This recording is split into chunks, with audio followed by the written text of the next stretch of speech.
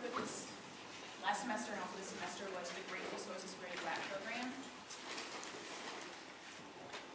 So a little background about my program. GROW, like I said, it's called Great Resources Where You At. It was launched in May 2013 and it was designed to support healthy lifestyle choices for the community.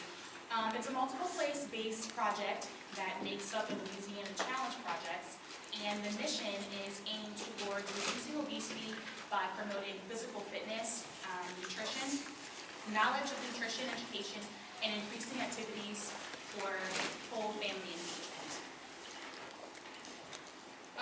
There are 15 GROW organizations, and with those 15 organizations, the program is intended to serve the broader community of both parents and youth between the ages of 8 and 18 years old that reside in the GROW zone.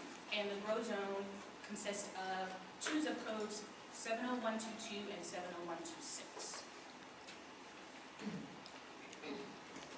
So some of the public health competencies that I used in my program was to explain population health and the methods used in public health to define and address population-wide societal concerns and the needs of vulnerable populations through the provision of essential services. So basically what we had to do was go to certain populations, and which were basically low income or low outcome places, and use like our health methods to incorporate those healthy challenges into children's daily lives through the school, through the program, etc.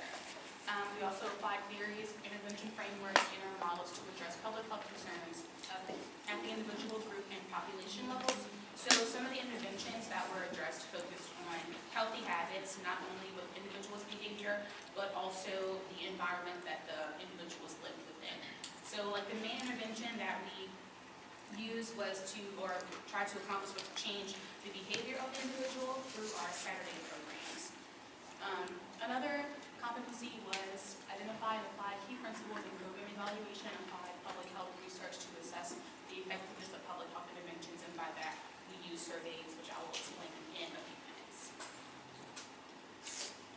So my site supervisor was Dr. Kyle Huck, who's not here with us today, but some of my responsibilities working with the program was to assist in data collection and entry. So what I did was use phone lists to follow up and call people who had been to the program or hadn't been to the program in a while.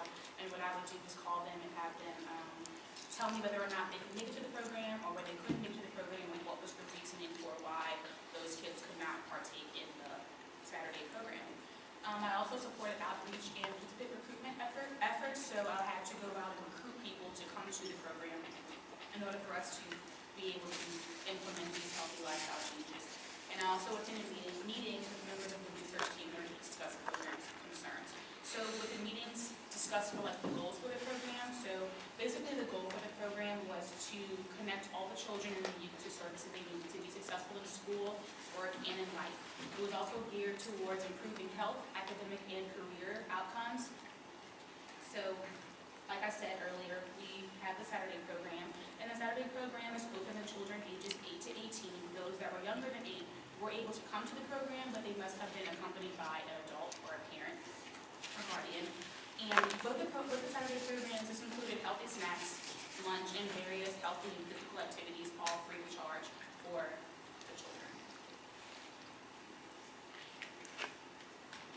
GROW Saturdays. So as a volunteer for GROW Saturdays, my job was to fidelity monitor all the activities at the GROW locations. I also had to survey different participants in the program, and I have to support staff members and instructors. So as far as like my monitoring the classes, I was required to observe and to report how the instructors were interacting with the students and how engaged the students were with every activity that was taking place. I also had to collect data and input data, like I said earlier, and survey the students and recruit participation. So as far as the surveys and what those entitled, it took into account like race, attitude, behavior, knowledge, and yeah, all of those things as far as like how they looked at nutrition and their physical activities. A lot of the times the surveys, the outcome was like more of the kids preferred fruits over vegetables, more of the children like to participate in physical activity than just sitting around at home. But a lot of the negative effects about the survey was that they found it to be really lengthy because it took between like 20 to 50 minutes to take the survey. So a lot of times the kids would like skip questions, or they would just answer any kind of a way, or sometimes they weren't able to understand what the question was asking, or even understand to be able to read the question. So I had to also assist with that, as well as make sure that they were answering the questions effectively enough for us to be able to take the data and know how well the program was progressing.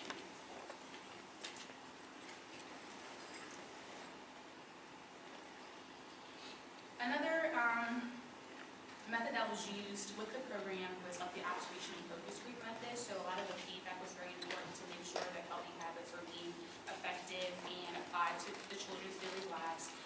One of the outcomes was that the older kids didn't like to be there with the younger kids. So by us finding that out, we were able to separate the locations and have the older kids go to one location and the younger kids go to another location. That way, the older kids would come back to the program, because at one point we were losing our older participants because they didn't want to participate with the younger kids. But now, because of the time season and all the kids being, in the spring sports and all those volleyball things, stuff like that, we only have one location now because of the limited time and space. So, my reflections, I learned the importance of theoretical framework in the development of intervention, like I said, the interventions earlier. And I felt like I was more likely to work hands-on with the participants or in the environment, rather than just like planning and marketing. I found it to be very tedious, and having to call people every day and harass them as to like why children aren't going to the program, and having to find out, what are they doing. I felt like I was kind of almost like invading their privacy, although I know it was helpful for the research and the data along the way. I just personally felt like that it just wasn't something I wanted to do. So I feel like being there on the Saturdays and actually being interactive with the children and in the activities and seeing how they interact with the instructors and or engage was something that I would prefer to do in the future. So my acknowledgments, I would like to thank my supervisor, Dr. Kyle Puck, as well as my other supervisors who are also not here, Monica Majors, Matthew Schwarzman, and Danielle Burrell, and also Dr. Krista Nancy for allowing me to be able to participate in this internship this past year. So thank you. I have a question. Yes. What method did you use to recruit the people from the community into your program? Did you go door to door, or did you advertise it in the paper, or? We advertised, and we went to the different schools that were located in those zip code zones, and we would pass out different flyers, or have like these phone lists that we would actually have to call the parents and tell them about the program through phone or through email or through passing out the flyers. And once the project is finished, did you get a volunteer to try to continue the program? The program's not finished yet. It's not finished? No, Okay. it's still continuing, but we do have volunteers that Okay. are there to help continue the program. Any I other have a question. Was it easy to get the parents involved in it? Yeah, for the most part, because it's free. So a lot of times, I mean, that was the main thing. A lot of parents like, oh, it's And free. that's a Okay, true yeah, factor, so I'm gonna yeah. come. And also, when we did survey the kids, and then like once they were able to do like the follow-up survey for us to see how much they have progressed as far as their nutritional habits and physical activities, they were presented an incentive of a $25 Visa gift card that contains anywhere. So all the parents also like that idea as well, to get some type of compensation for the children participating in the program.